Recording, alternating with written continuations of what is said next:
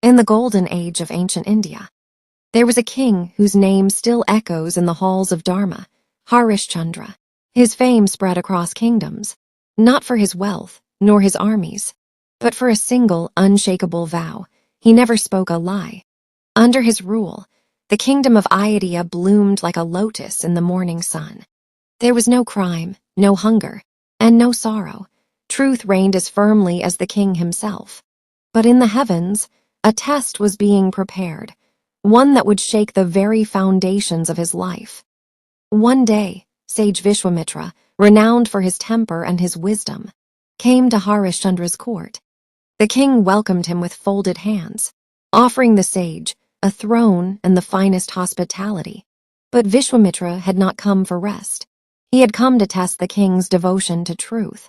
"O Harishchandra," said the sage, "I have performed a great sacrifice. I need a dakshina, an offering worthy of my effort." The king, as was his duty, agreed without hesitation. "Ask what you wish, O sage, and I shall grant it." Vishwamitra's eyes gleamed. "Give me your entire kingdom." There was no gasp, no pause. Harishchandra removed his crown, stepped down from the throne, and placed it at the sage's feet. "It is yours." But Vishwamitra was not satisfied. "The offering is not complete. You must also give me a fee for the transfer of this gift, and that fee must be paid today." The king had no treasury left, for the kingdom was gone, so he, his wife Shavya, and their young son Rohitashva left Ayodhya to earn the fee. They walked for days under the burning sun, their royal silks replaced by coarse cotton, their golden ornaments sold for food. Still, the fee remained unpaid. Vishwamitra followed, reminding Harishchandra of his promise. At last, Harishchandra did the unthinkable. He sold his wife and child to a Brahmin household, so the debt might be cleared, but the money was still not enough.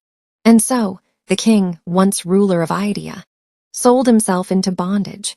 He was bought by a fierce man named Shandal, keeper of the cremation grounds. Harishchandra's task was to collect the funeral tax from all who came to burn their dead. It was a duty far from the golden throne he once knew, but he accepted it without complaint. Time passed. The sun rose and fell over the city of Varanasi, where Harishchandra now lived. His wife labored in the Brahmin's home. His son tended cattle, and he worked among the fires of the dead. But even in this life of hardship, Harishchandra held firmly to his vow, never a false word, never a broken promise.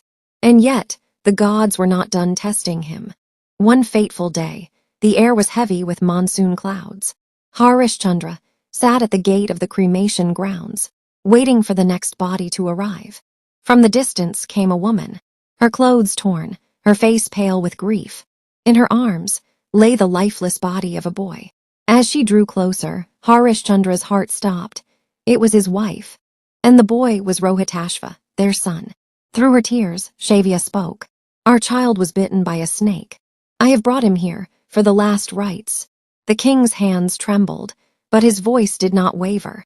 "The fee for the cremation must be paid." Shavya stared in disbelief. "I am your wife. This is your son. Will you demand payment from me?" Harishchandra's eyes filled with tears, but he spoke firmly. "I am the servant of the Shandal. This cremation ground has rules, and I must uphold them. My duty is my truth, and truth cannot bend, not even for my own blood." The woman collapsed to her knees, clutching her child. The sky above rumbled with thunder. The king turned his face away, for the pain in his heart was greater than any wound. Yet he did not break. In that moment, the earth trembled. A radiant light descended upon the cremation ground. Before the stunned eyes of Harishchandra stood Vishwamitra, no longer in anger, but in admiration. With him were Lord Indra and the gods of the heavens. "O king," said, "have passed the greatest test. Even in unbearable grief, you did not abandon truth. Such steadfastness is rare, even among the gods." Indra stepped forward and touched the boy's forehead. In an instant, Rohitashva opened his eyes, alive once more. Shavya's tears of sorrow turned to tears of joy.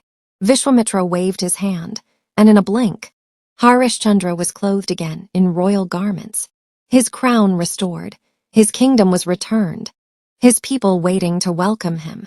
The sage spoke once more. You are the jewel of kings. Harishchandra, may your name be remembered for eternity.